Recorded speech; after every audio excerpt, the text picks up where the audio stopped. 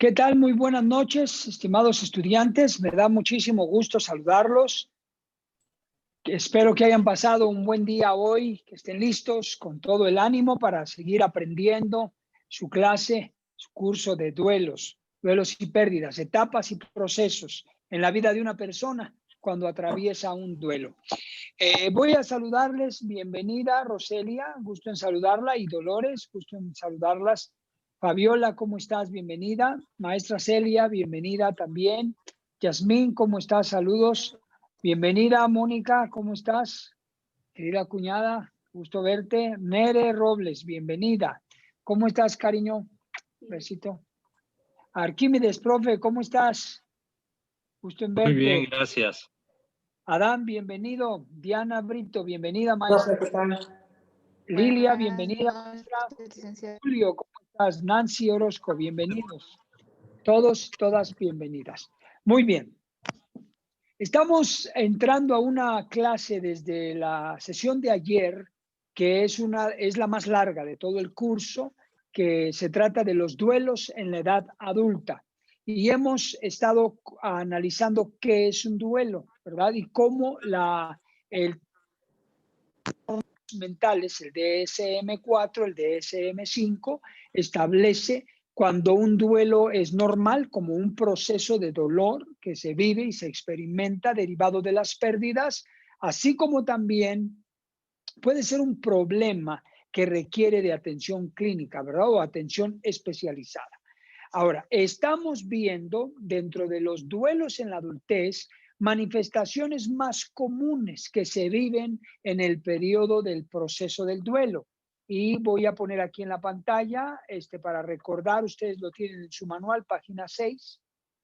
Estas son las manifestaciones más comunes en el duelo y que nosotros tenemos que identificar en qué etapa, si nos encontramos viviendo algún tipo de pérdida o en duelo, qué etapa, qué nivel, qué grado estamos experimentando todavía emociones o sensaciones físicas, cognitivas, que son mentales, así como conductuales.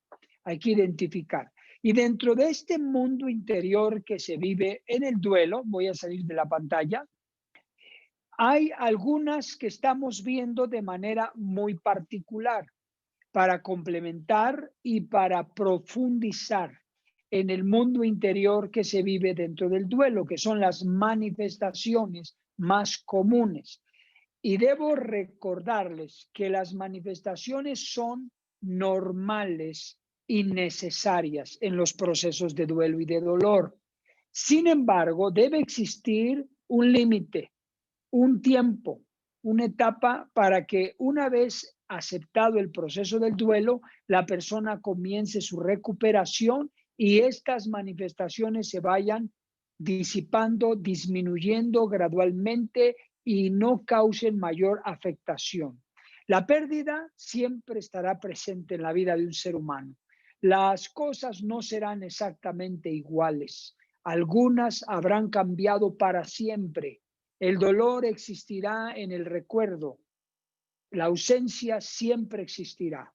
Lo que va a cambiar cuando el duelo se elabora de manera adecuada, se elabora de manera correcta, es la crisis a la que el duelo nos mete. Eso sí debe cambiar, debe superarse para no convertirse en un duelo patológico.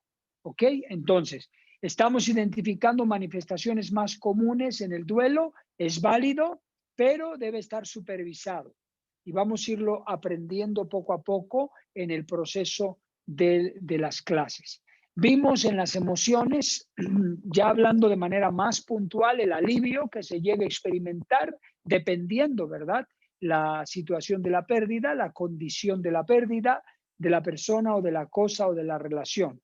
El descanso emocional, las lamentaciones que se viven, las lágrimas que siempre estarán presentes o el llanto, la culpa, que son emociones muy naturales, pero también deben de tener su lugar, ¿verdad? Y su límite. Los resentimientos que también suelen aparecer y la fuerza o la fortaleza en la que uno quiere hacerse fuerte, sentirse fuerte, tratar de ser fuerte. Muy bien. Número 2, segunda manifestación más común en el proceso del duelo y lo que se vive en el mundo interior, que son cognitivas o cogniciones, pero que corresponden a lo mental, ¿verdad? A los pensamientos. Vamos a ver en particular, vamos a resaltar 3 en particular que son importantes. Voy a pedir que me ayuden a participar leyendo. Maestra Celia, por favor, en la página 9, cogniciones cognitivas, inciso A, sueños. Después, Yasmín, inciso B, apariciones. Y luego, Mónica, por favor, inciso C, castigo. Estos aspectos son mentales, ¿verdad? Que llegan a darse. Son muy normales, repito, pero deben de tener su justa medida, su proceso de recuperación como todas las demás manifestaciones. Muy bien, adelante.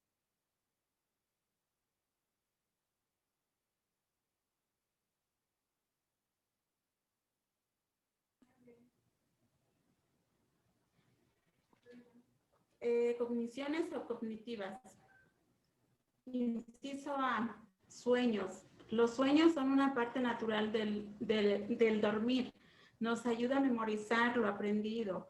Le dan cuerpo a nuestros miedos más profundos y a cualquier cosa intermedia. Al sufrir una pérdida, es común y normal que tu ser querido sigue vivo o soñar con él. Los sueños pueden proporcionar información sobre lo que sucede en realidad en nuestro interior, y algunas personas se despiertan con mejor estado de ánimo después de haber soñado con su ser querido. Sienten una sensación de cercanía y consuelo al volver a vivir. Al volverlo a ver vivir, ¿verdad? Muy bien, muchas gracias, maestra. Bueno, como estamos leyendo y escuchando que lo que leyó la maestra Celia, es normal. Los sueños van a ser presentes, recurrentes. Ahora, hay sueños mucho más agresivos porque pueden derivarse de una experiencia traumática, de un evento traumático. Entonces, dependiendo el grado, el tipo de sueño y las circunstancias que rodean la pérdida, pues va a ser el tipo, el grado y el nivel de sueños. En algunos casos llegan a ser muy favorables, traen consuelo, traen esperanza. A veces hay quien sueña que su ser querido le habló y le transmitió paz y la persona se levanta con una sensación de esperanza, de paz, de alivio. Pero a veces hay sueños que se derivan del evento traumático y que puede hacer uno despertar agitado, llorando, asustado, con una reexperimentación del dolor y del sufrimiento. En ese tipo de sueños se requiere una atención de preferencia terapéutica para poderlo superar, porque hay una huella traumática que está trayendo en el cerebro el recuerdo, se revive, se reexperimenta en sueños. Como leímos, trae información, vacía información. El sueño revela formas de pensar, preocupaciones, angustias, ideas, pensamientos se reflejan en los sueños. ¿Ok? Aunque también tiene una carga misteriosa, los sueños son un misterio todavía. Entonces, pero es normal. Hay que cuidar que los sueños no sean sueños de tipo traumático, que causen una afectación al estado emocional, una huella traumática en el estado mental y que la persona despierte peor de lo que se durmió y lo lleve a un estado de dolor, de sufrimiento, de angustia aún en el sueño. Muy bien. Inciso B, perdón, les recuerdo, identifiquen, así como en las emociones, ahora en las cognitivas, identifiquen si ustedes están viviendo sueños, qué tipo, a qué grado, si son relativamente sueños normales, positivos, o son sueños muy tristes, deprimentes, angustiantes o con un efecto traumático, un golpe, ¿verdad? Traumático. B, por favor, a quien le toca leer el inciso B, ayúdenos a leerlo. Sí. Apariciones. El duelo se llega a experimentar varios tipos o formas de apariciones, como sonidos que oímos, personas que vemos, palabras que llegan a nuestros oídos e incluso la sensación física de ser tocados. Puede aparecerse un suceso del presente o del pasado, o algo que desearías que pasara en el futuro. Debido a la pena profunda y el trauma que esta llega a producir, una aparición suele ser la repetición del trauma de dicha pérdida, como una visión que no puedes quitar de la cabeza. La mayoría de las personas se ven perseguidas por la visión de algo o alguien. Pueden ser que se atormente una escena que desearías no haber vivido. Muchas gracias, compañera. Bueno, algo relacionado, similar con los sueños, sucede en las apariciones. Depende la circunstancia también. En muchos sentidos, las apariciones, am, si no tratamos el aspecto místico, vamos a dejar a un lado, por ejemplo, el aspecto místico. Es muy normal que llegue a suceder apariciones, no muy normal, pero es probable que sucedan apariciones. Es el mundo interior de lo que se vive en el duelo, recuérdenlo. En el asunto de las apariciones, tiene más que ver con una huella traumática, con una sugestión, con una impresión muy fuerte que se deriva de los factores que rodean la pérdida, la relación con la pérdida, el dolor producido por la pérdida, el apego relacionado con la pérdida o la huella traumática con la pérdida. Eso hace que la sugestión provoque mentalmente un flashback, ¿verdad? Una imagen de que parece que lo vi, lo oí, lo escuché, me tocó, lo vi caminar, correr, perdón. Se puede incluso percibir olores, ¿verdad? Olores, el perfume de la persona. Alguien dice del tabaco que fumaba y percibió el olor, ¿verdad? Entonces, eso tiene que ver desde la perspectiva psicológica con una sugestión y con una huella traumática. Más allá de lo místico, de lo espiritual, de lo sobrenatural, estamos hablando de algo psicológico, mental, una imagen que se produce en el cerebro y que se transmite a través de los ojos hacia algo que lo asociamos con una aparición. ¿Ok? Si usted ha padecido esto o padece esto, va a depender de cómo es, bajo qué circunstancias, qué efecto le provoca, qué le produce, para definir. Si se desaparece solito, se va, no tiene sentido terapia, se va a ir solo, no hay problema, es una manifestación común que se está dando en el proceso del duelo, o dependiendo de cómo serán las apariciones, sí, un segundo, dependiendo de cómo serán las apariciones, en ese sentido, requeriría de terapia para superarlo y que dejen de existir esas apariciones, como lo de los sueños, ¿ok? Muy bien, inciso C, por favor. El castigo. ¿Qué has hecho mal para merecer este castigo? ¿Qué has hecho tú, ser querido, para merecer esa enfermedad y la muerte? Si hubieras sido mejor persona, quizás esto no hubiera pasado. Asociamos las pérdidas a razones relacionadas con el castigo. Para los creyentes, lo relacionan con castigos de Dios, pero debemos estar conscientes que los actos tienen sus consecuencias. A veces el pensamiento del castigo se remota a nuestra infancia. Muy bien, muchas gracias, Mónica. Esto es también una manifestación común en los pensamientos. Estamos viendo la parte cognitiva. Tiene mucho que ver también con nuestra cultura. En el caso, por ejemplo, como lo mencionó Mónica, se remonta a nuestra infancia. Padres castigamos a los hijos, ¿verdad? O los hijos somos castigados por los padres. Entonces, te portas mal, te va a castigar. Si te pasó algo es porque Dios te castigó, ¿verdad? ¿Cuántas veces decimos eso? ¿No? Ándale, Diosito te castigó. Y eso a veces se queda impregnado en la mente y en el corazón y lo asociamos a las pérdidas. Y entonces tenemos pensamientos de castigo relacionado con la pérdida que generan culpa a la vez. ¿Por qué? Porque ¿qué habrá hecho la persona para haber muerto? ¿Qué habrá hecho para haber merecido eso? Algo hizo. Dios lo castigó, ¿verdad? Y lo que realmente tenemos que hacer, sin prejuicios, si hablamos desde una perspectiva de salud mental, tenemos que enfocarnos a que las causas, las situaciones que cometemos traen sus consecuencias. Toda causa o todo efecto tiene una causa, ¿verdad? O la causa va a tener un efecto.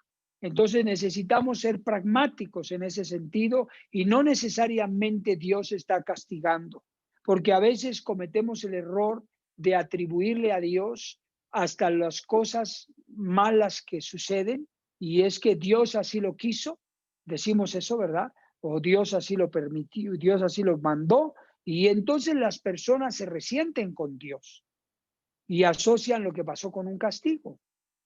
Y no es así, porque este tipo de situaciones nos ponen un tropiezo en la recuperación, nos ponen un tropiezo en la aceptación, nos marcan de maneras negativas.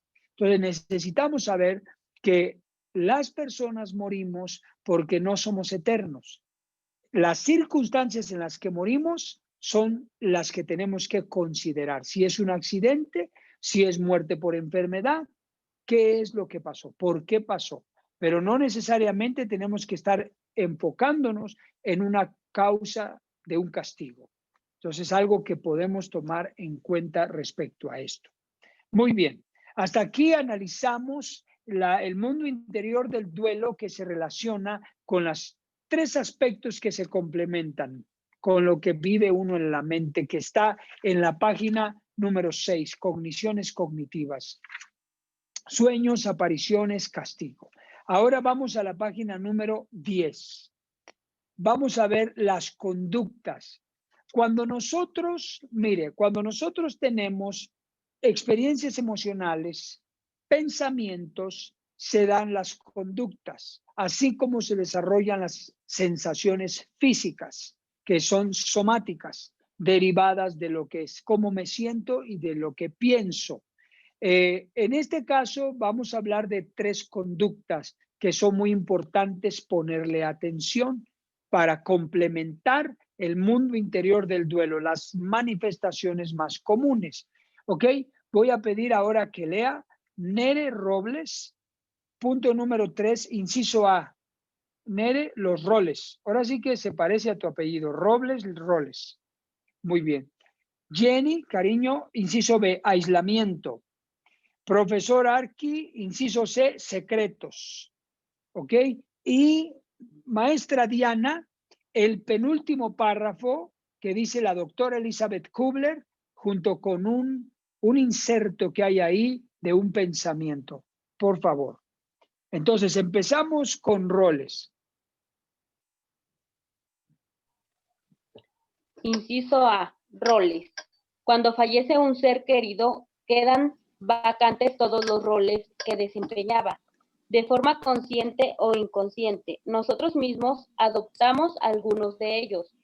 Otros, también de forma consciente o inconsciente, se los asignamos a otras personas, a nuestros hijos, o algunos los adoptan. Esto genera un mayor peso y agrava los sentimientos de pérdida. Sin embargo, la pérdida dejará algunos roles sin cubrir. Gracias, Nere. Creo que tienes tu libro. Abierto, lo cierro. Sí, ahorita lo vas a ver.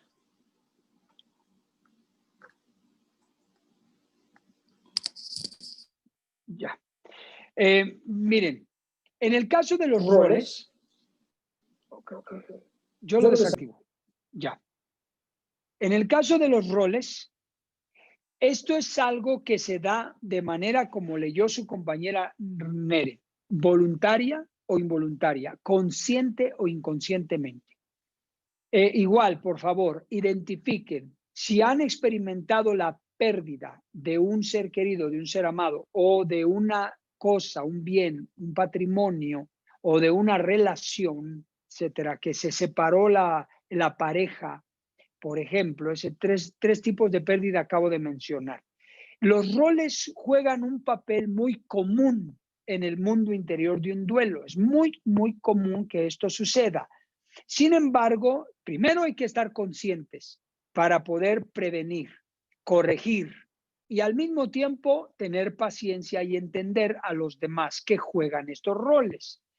A veces la naturaleza de la pérdida, por ejemplo, muere, supongamos que muere un padre de familia y la mamá, por la necesidad, asume un rol de padre-madre.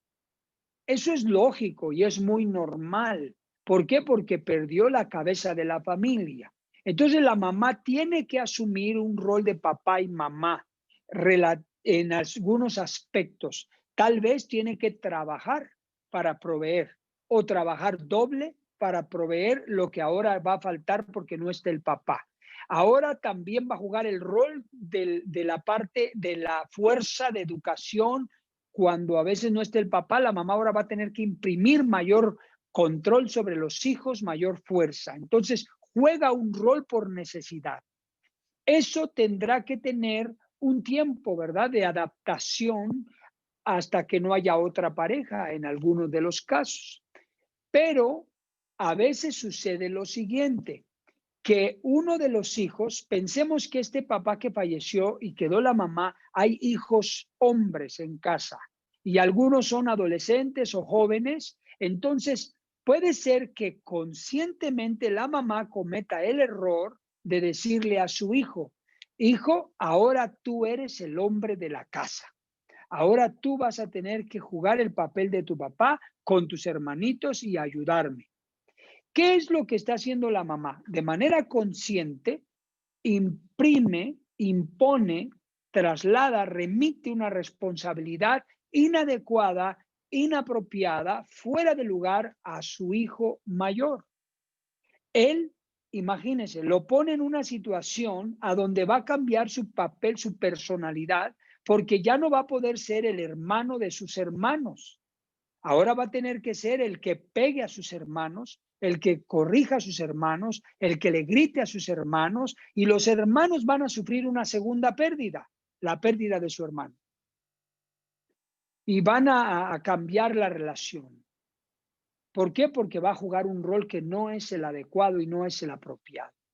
Eso es cuando se impone un rol que no corresponde. Pero ahora veamos el otro lado.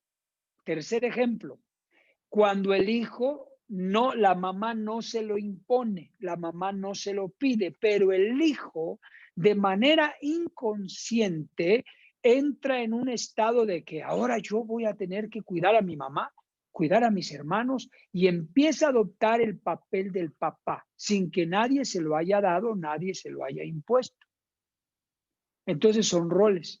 Hay que ponerle atención a esos roles, hay que atenderlos y en su momento hay que poner a las personas en cada lugar que le corresponde. Otro ejemplo es cuando muere la mamá, por ejemplo.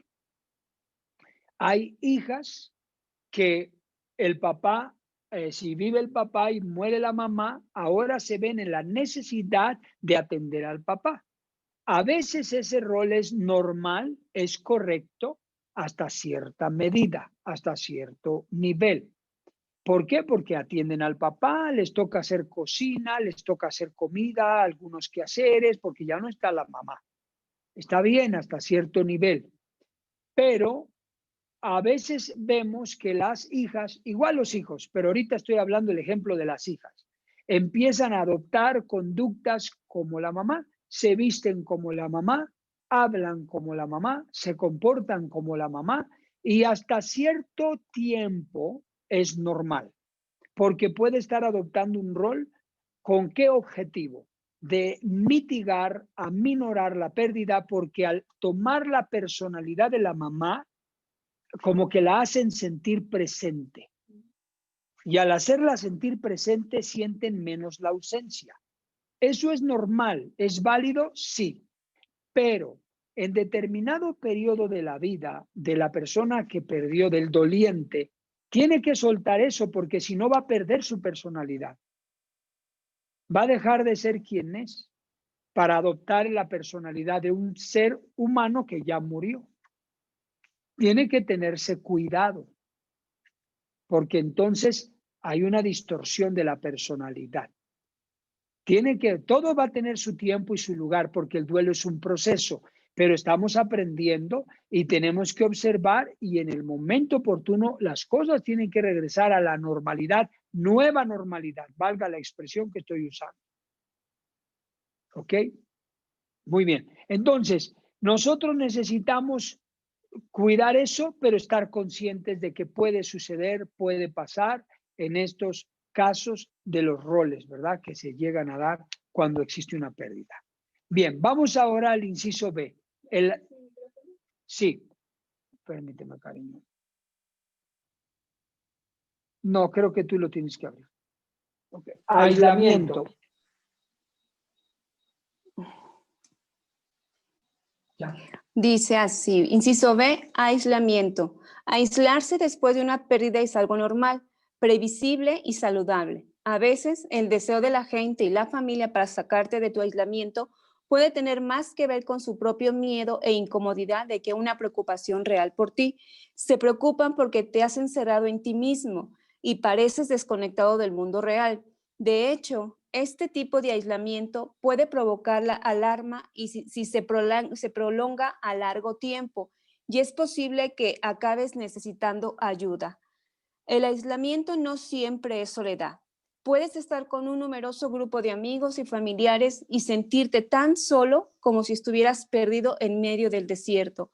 La soledad es el resultado de la ausencia que te ha dejado la pérdida.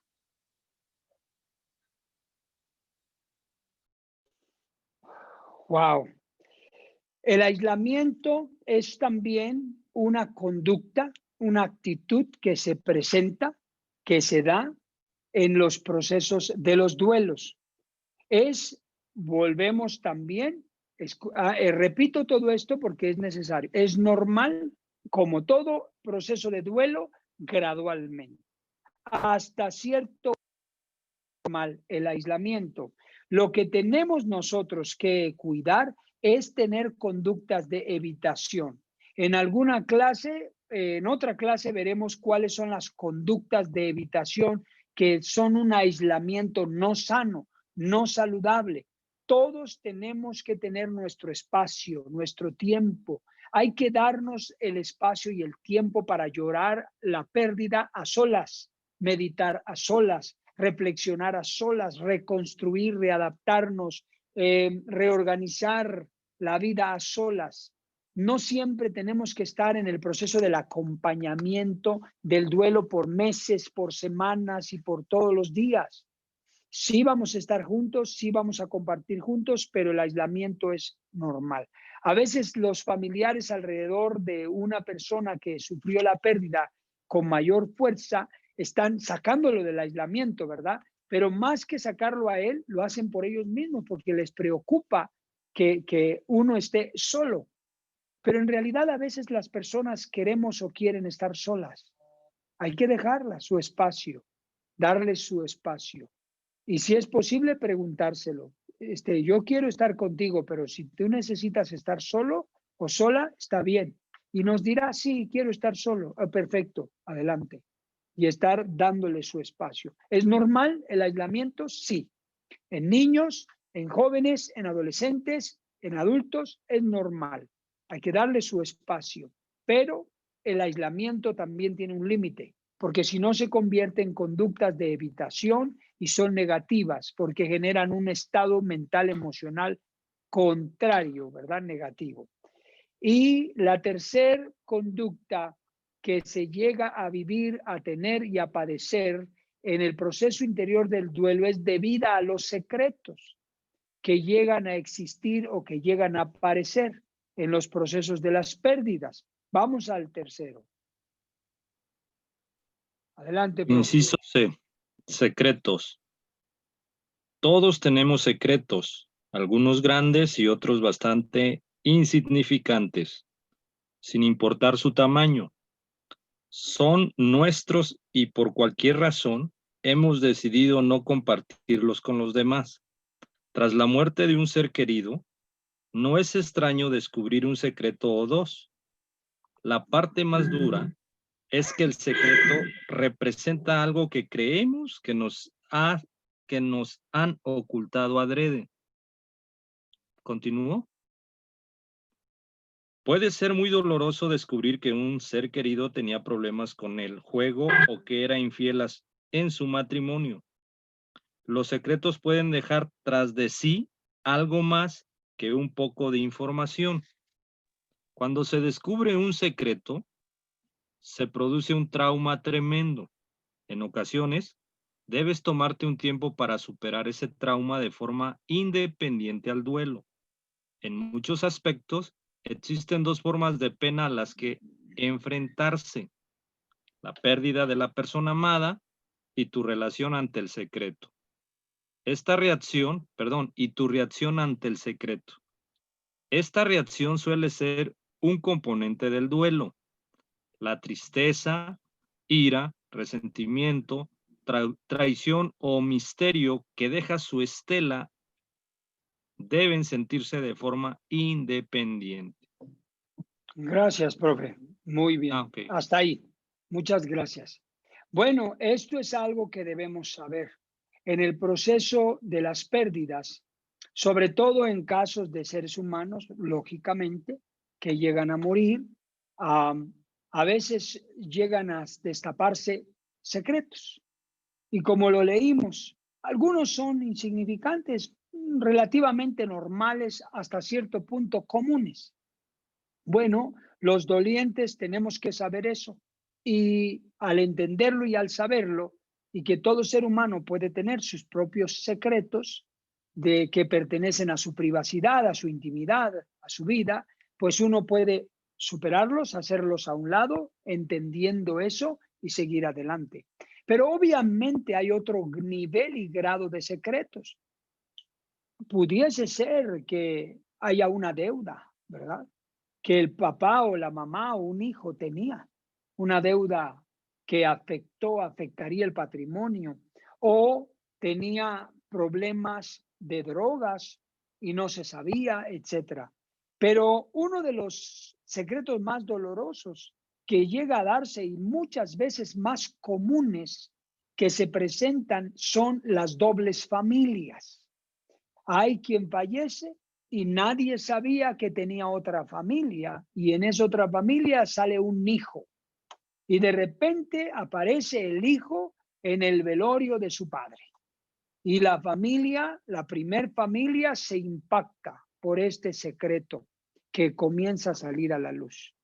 Obviamente que eso agrava el proceso del duelo y del dolor, porque van a mezclarse emociones como las que vimos anteriormente: ira, resentimiento, coraje, culpa, confusión.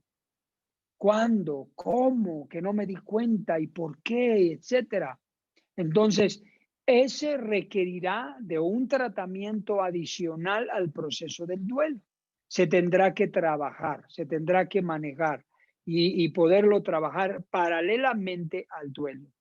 Y llegar al punto de tener que poner pues esas cosas en su justa medida, porque va a involucrar a lo mejor hasta aspectos legales.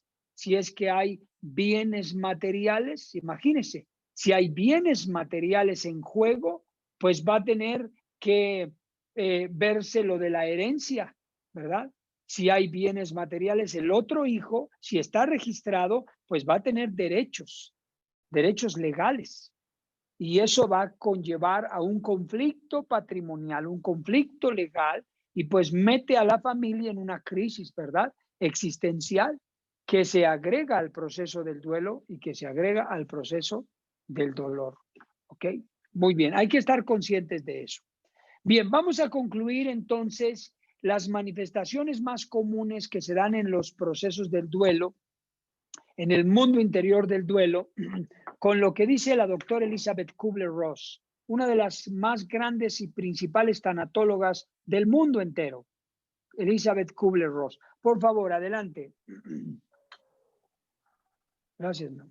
La doctora Elizabeth Kubler-Ross, desde su experiencia como pionera de la tanatología, propone que si a los enfermos terminales se les da la oportunidad de expresar su rabia, llorar, lamentarse, concluir sus asuntos pendientes, hablar de sus temores, en fin, pasar por esas fases emocionales, físicas, cognitivas y conductuales, van a llegar a la última fase de la aceptación, habiendo logrado la reconciliación, aunque no felices de estar por morir. Me gustaría llevar un cartel colgado en el cuello que dijera: hoy no os acerquéis a mí, no me preguntéis cómo estoy, habladme de otras cosas, quiero desconectarme de todo, y que cuando quisiera lo pudiera cambiar por un: hoy acercaos a mí, preguntadme por mi hija, necesito hablar de ella, dejadme llorar. Judith, meses después de la muerte de su hija de 6 años. Lo que cura no es el tiempo, sino lo que hago durante ese tiempo para elaborar.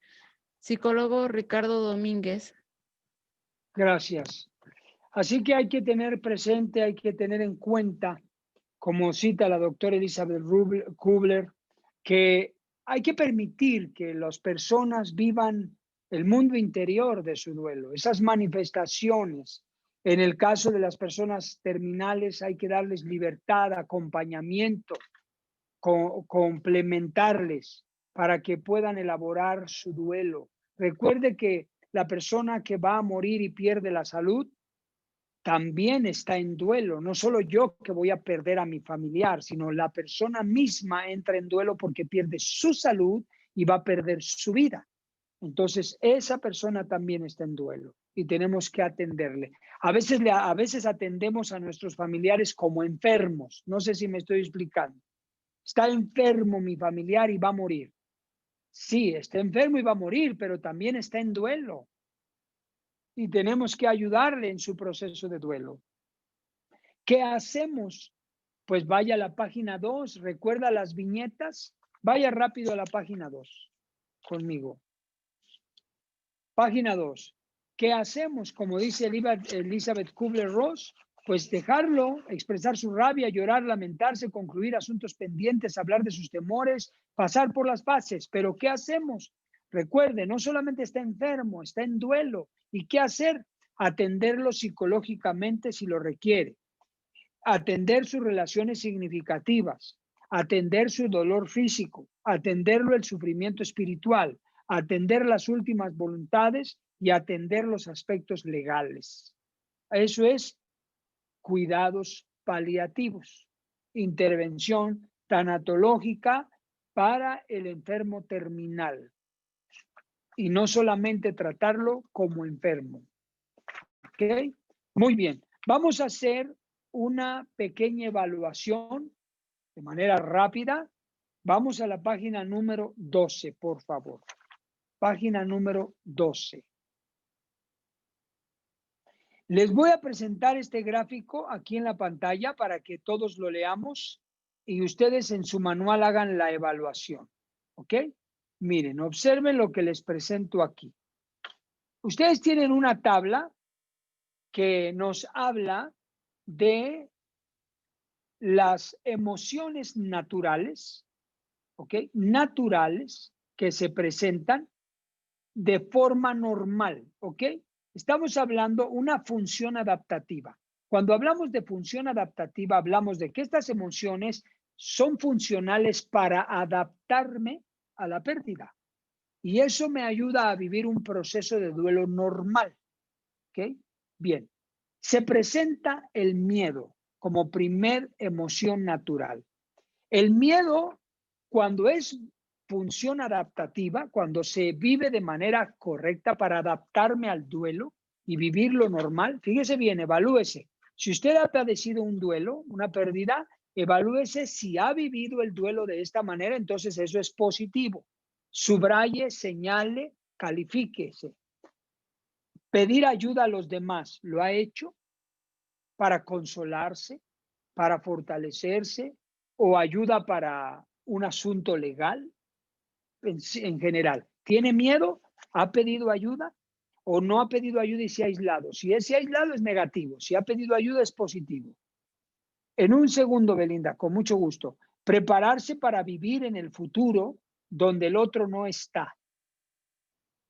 Tomar decisiones ajustadas al duelo. Cuando hay miedo, esto es lo que hago y eso es correcto. Anticipar y protegerse ante posibles retos y amenazas futuras en ausencia del ser querido. Cuando esto se hace, es un miedo correcto, con función adaptativa, un duelo normal.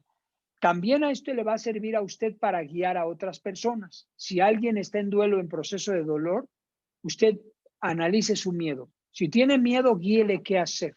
Y esto es lo que hay que hacer. Ahora, siguiente, cuando se presenta el enfado o el enojo, cuando hay enfado o enojo y hay una función adaptativa que produce un duelo normal, se proporciona energía para cambiar en el presente. Se ponen límites a uno mismo y a los demás. Se aprende a decir no.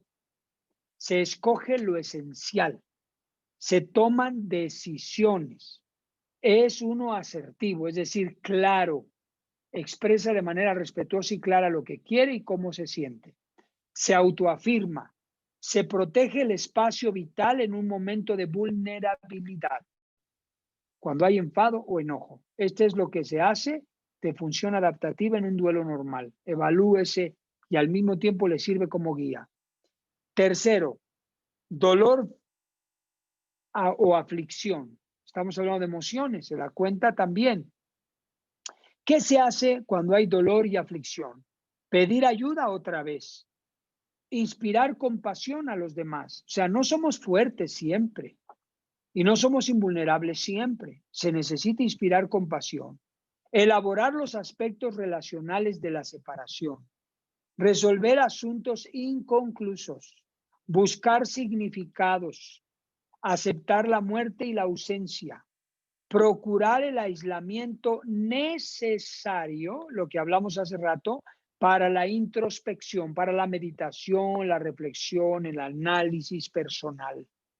¿Ok? Eso es un manejo del dolor y la aflicción.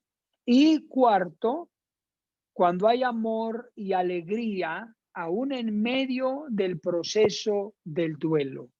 ¿Qué se hace? Se aprende a vivir en honor del ausente.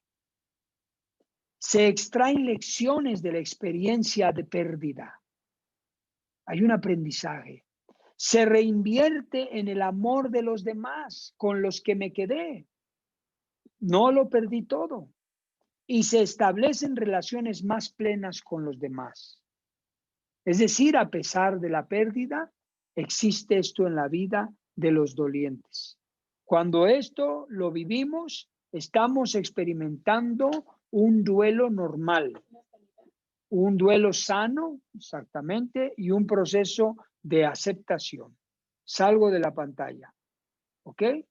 Muy bien. Ahora sí, Beli, adelante, te escuchamos. Sí, buenas tardes, licenciado. Disculpe nada más una pregunta. ¿Ese gráfico que acaba de explicar viene en el manual? Sí, página 12. Porque en el mío no viene y de hecho lo anterior que mencionaron de la doctora Elizabeth tampoco viene en el mío.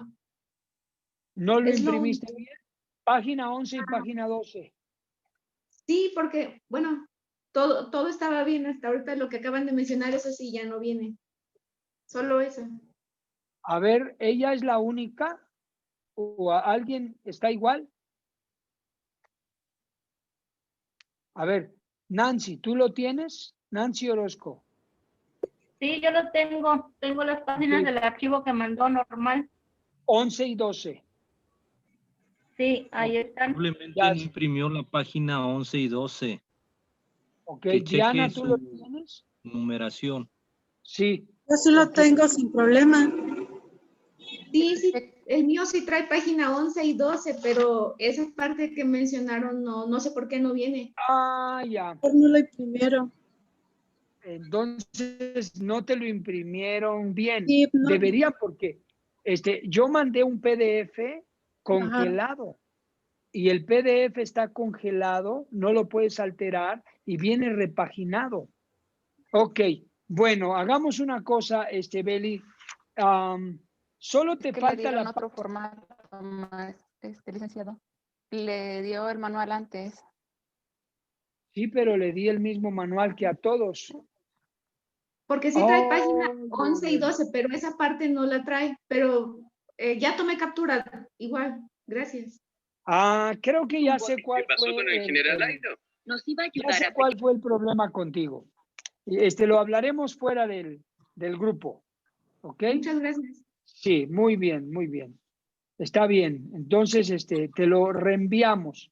Te lo reenviamos hoy mismo. Ok, entonces, a ver, ¿otras personas tienen preguntas o comentarios hasta aquí de lo que hemos visto, de lo que hemos leído, de lo que hemos aprendido? ¿No? Yo, nada más para, Adelante. Sí, bueno, como que me quede un poquito más claro, el cuadro ese de las emociones naturales es para ayudarnos o para saber cómo vamos dentro del proceso. para ambos, para ambos. Por ejemplo, este cuadro te ayuda a que te evalúes si estás atravesando un proceso de duelo, que identifiques, ¿has padecido miedo? Revisa. Si lo has padecido de esta manera, está bien, no te preocupes. Es una función adaptativa. Lo mismo el enfado, el enojo, el dolor y el amor. Pero también te sirve como una guía con otras personas o en el futuro, ¿verdad? Para ayudar a otras personas. ¿Okay? Etapas del proceso del duelo, correctamente. Muy bien. ¿Otra persona tiene preguntas o comentarios?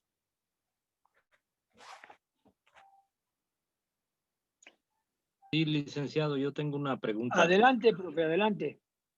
De las 4 manifestaciones más comunes de los duelos, Sí.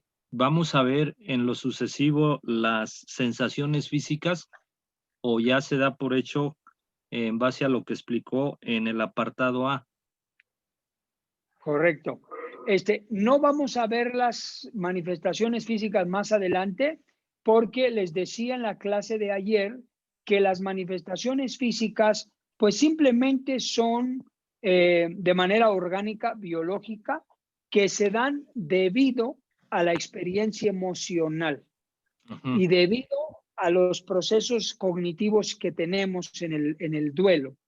De modo que las manifestaciones físicas van a desaparecer cuando nosotros entremos en etapas de aceptación y de superación del duelo.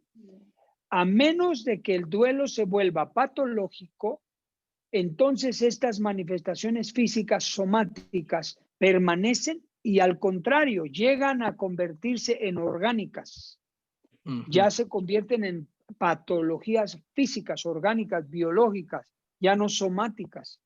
Entonces, la idea es que identifiquemos si hemos experimentado sensaciones físicas, es normal, pero debemos también estar conscientes que deben ir desvaneciéndose, disminuyendo, ¿verdad? En nuestra vida. Ok, gracias. Ok. ¿Otra persona? ¿Preguntas o comentarios? Bueno, espero que hasta aquí se estén ustedes identificando en la experiencia del duelo, manifestaciones de los 4 tipos y que hayan ahora evaluado su respuesta emocional como una función adaptativa. ¿Ok? Muy bien. Sé que tenemos un poquito de tiempo, pero la verdad es que no quisiera abordar el inciso C, página 12, tipos de duelo, porque no nos va a dar tiempo de terminar el primer tipo de duelo. Y nos vamos a quedar un poco atorados aquí. A ver cómo le haremos. Bueno, vamos a ver hasta dónde llegamos en 10 minutos. ¿Está bien? Muy bien, vamos a leer. A ver, por favor, me quedé página número 12 tipos de duelos. Inciso C, Magdiel Ariza, por favor. Luego, primer tipo de duelo, Julio Olmos, el primer párrafo. Y Yasmín, ¿no has leído, verdad, Yasmín? Ya leí, pero puedo volver a leer. Bueno, déjame ver. Nancy, ¿ya leíste? Nancy Orozco. No, entonces lees el inciso A. Inciso A, ejemplos del punto número 1. Vamos a ver si lo podemos concluir y si no, mañana. Adelante, empezamos a leer. Ok, licenciado. Inciso C, tipos de duelos. En esta clase nos enfocaremos en los principales tipos de duelos que engloban a la mayoría de las pérdidas y que se consideran patológicos por no ser elaborados de la manera adecuada. Cuando un ser humano experimenta algún tipo de pérdida, automáticamente entrará en un proceso de dolor debido a varios factores en torno a la pérdida, proceso que necesita ser vivido con libertad, en compañía de el tiempo adecuado y las maneras saludables. Términos y significados. Duelo, estado de pérdida resultante de la muerte de un ser querido. Dolor, pérdida. Respuesta emocional en forma de dolor y pena asociada a la pérdida. Duelo, luto. Proceso de adaptación a la pérdida, incluidos los rituales socioculturales y religiosos. Muy bien, hasta ahí. Ahorita lee tus demás compañeros. Esto es lo que los tipos de duelo. Estamos entrando a una etapa de la clase que ahora vamos a ver los tipos de duelo que existen, los principales. Conmigo van a ver 6 tipos de duelo, si no me equivoco. Y en estos 6 tipos de duelo, también ustedes se van a poder identificar qué tipo de duelo están padeciendo o han padecido. Eso es muy importante que lo tengamos presente. ¿Qué tipo de duelo estoy, tiempo presente, o he padecido? Y esto nos va a permitir prevenir el duelo patológico, porque si yo identifico el tipo de duelo, entonces voy a identificar si mi duelo está siendo patológico o no está siendo patológico el duelo. De acuerdo a las manifestaciones, de acuerdo a la experiencia del duelo. ¿Ok? Muy bien. Hasta ahí le vamos a dejar. No podemos avanzar en 5 minutos, 10 minutos el número 1. Va a ser muy complicado. Este duelo, además, déjeme decirle algo, este duelo es un duelo súper importante como todos. Y vamos a aprender mucho. Entonces, mañana, si Dios nos presta vida, mañana viernes, estaremos avanzando en los... ¿Ok? ¿Cuáles son? Y estar bien atentos para identificarlo. Entonces, hasta aquí vamos a concluir. Erika Bello, adelante. Buenas noches. Tengo una duda nada más referente a lo que acaba de leer mi compañero. Dice que necesita un tiempo adecuado. Todos los duelos y todas las personas pues tenemos una manera de llevarlos a cabo, ¿no? Pero hay un tiempo como estándar en lo que dura un duelo. Haces una muy buena pregunta. Voy a dar 2 respuestas. La primera respuesta es que no existe como tal un tiempo para determinar, hablando cronológicamente, un tiempo para que el duelo pueda elaborarse y superarse. No existe. Porque cada persona va a vivir el duelo de acuerdo a su propia capacidad, de acuerdo a sus factores que le rodean, sus circunstancias. Por ejemplo, si la persona es hombre o es mujer, ahí varía. Si es adolescente o joven o niño. O si tiene dinero o no tiene dinero. Si tiene un buen trabajo o no tiene un buen trabajo. Si tiene salud física o no tiene salud física. Si es un adulto mayor o no es un adulto mayor. Entonces, todos estos factores que nos rodean como seres humanos, también sus propias capacidades de recuperación, que se llaman capacidades resilientes. Entonces, si cuenta con unas cosas o con otras, va a depender mucho de su capacidad de recuperación. Sí, resiliencia. Sin embargo, Erika, tu pregunta la hiciste correcta. Hay un tiempo estándar, usaste la palabra estándar. Vamos a decirlo así. En promedio de un duelo normal, hablemos de un duelo doloroso, normal, difícil, pero normal, puede llevar entre 6 meses y 2 años. ¿Ok? Una recuperación normal, entre 6 meses y 2 años. Pero no estoy diciéndoles a ustedes que si es menos de 6 meses está mal y si es más de 2 años está mal, tampoco. Sin embargo, en el proceso de entre 6 meses y 2 años debe haber una evolución. Evolución. Va a haber algunos momentos, batallas que perdemos en un día, batallas que ganamos, ¿verdad? Va a haber momentos de mayor tristeza, llanto, ira, enojo, como también nostalgia, como momentos de descanso emocional, como vimos, ¿verdad? Pero va a ir progresando, la persona va progresando de 6 meses a 2 años hacia arriba, ¿verdad? En promedio.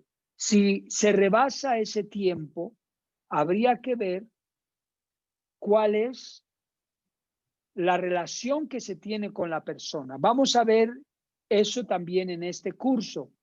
Más adelantito, vamos a ver lo que se llaman características que se encuentran inmersas, ¿verdad? Alrededor, circunstancias, en qué nivel está la pérdida. Vamos a identificar, porque eso también depende mucho de este margen de tiempo de 6 a 2 años, depende. Pero, por ejemplo, cuando hablamos de un niño,